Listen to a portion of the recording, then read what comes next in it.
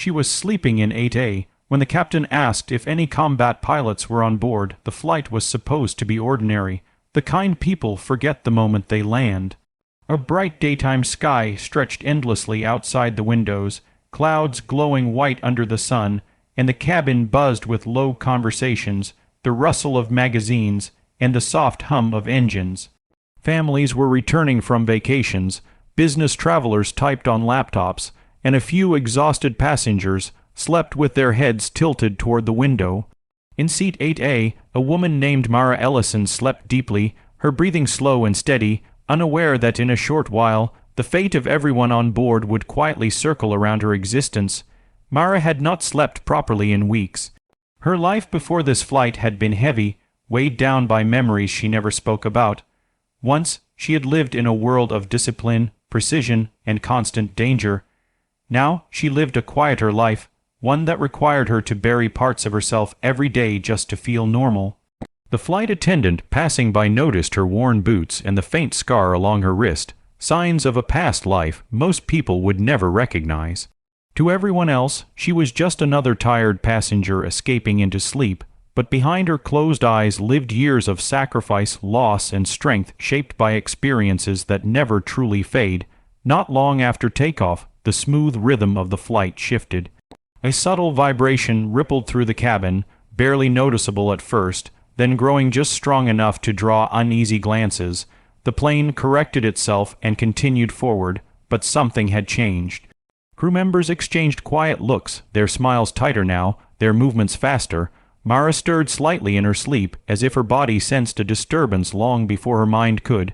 She had learned long ago to trust instincts, even when consciousness rested. A few minutes later, the sound came again, sharper this time, followed by a sudden drop that made stomachs rise and hearts pound. Overhead bins rattled, and a child began to cry. The bright daytime sky outside remained calm, cruelly peaceful compared to the fear blooming inside the cabin. People gripped armrests, searching faces around them for reassurance. The plane steadied once more, but the illusion of safety had cracked, and everyone felt it. Then the captain's announcement came. His voice, usually confident and routine, carried a tension that pierced the air like cold metal. He explained there was a serious issue with the aircraft systems, and that they were working to stabilize the situation. The words were careful, controlled, but fear slipped through the pauses. And then came the sentence no passenger ever expects to hear. He asked if there were any combat pilots on board who could assist. The cabin fell into a stunned silence. Time seemed to stretch unnaturally, every second echoing louder than the last. People looked at each other, disbelief and panic mixing in their eyes.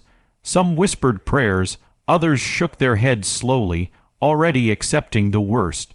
The question hung there unanswered, heavy with desperation. No hands went up, no voices spoke. The world seemed to hold its breath. In seat 8A, Mara's eyes opened. She did not jump up or look around dramatically.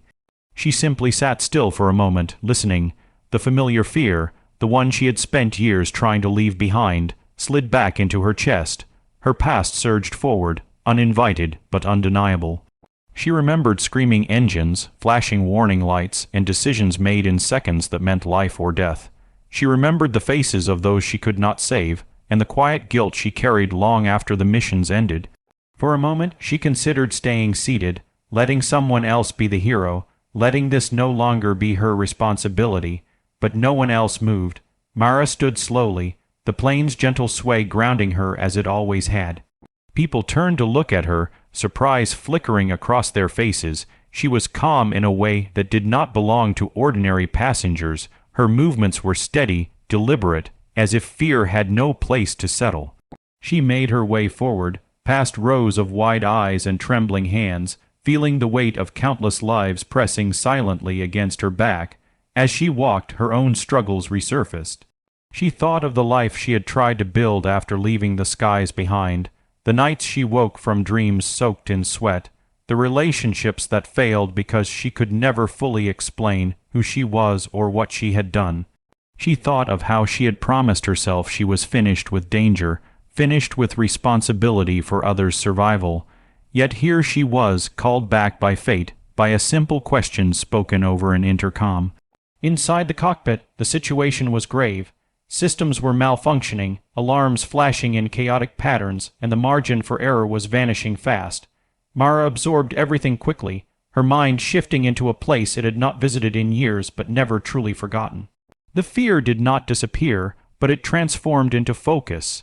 She had learned long ago that courage was not the absence of fear, but the decision to move through it anyway. Outside, passengers waited in suspended terror, unaware of the silent battle happening just beyond the cockpit door. A man clutched a photo of his daughter. An elderly woman closed her eyes, whispering a lifetime of prayers into a single moment. Sunlight continued to pour through the windows, indifferent to human panic, illuminating faces filled with hope and dread in equal measure. If you believe in kindness, in second chances, and in ordinary people carrying extraordinary strength within them, take a moment right now to like, comment, share, and subscribe to the channel Syllabus. Your support helps keep stories like this alive. Minutes passed like hours. Sweat traced lines down foreheads, and every vibration of the aircraft sent fresh waves of fear through the cabin. Then, slowly, almost imperceptibly, the plane began to level out. The violent shuddering softened into a controlled glide. Breaths were held, then released in shaky relief as the nose angled toward a safer path. Something had changed. Mara emerged later, exhaustion etched into her face, her shoulders heavy but her eyes clear. She did not seek attention or applause. She simply returned to her seat, as if she had only gone to stretch her legs. The plane descended steadily now, guided back toward solid ground by skill, teamwork, and a woman who had answered a call she never expected to hear again. When the wheels finally touched the runway, the sound was not just rubber against asphalt, but relief colliding with gratitude. The cabin erupted into sobs, laughter, and prayers of thanks. Strangers held hands. Some cried openly, overwhelmed by the fragile miracle of survival. Daylight flooded the cabin, brighter now, warmer, as if the world itself was welcoming them back. Mara remained seated, staring out the window as the plane slowed. For the first time in years, the weight inside her chest felt lighter. She had not erased her past or healed every wound, but she had found meaning in it again,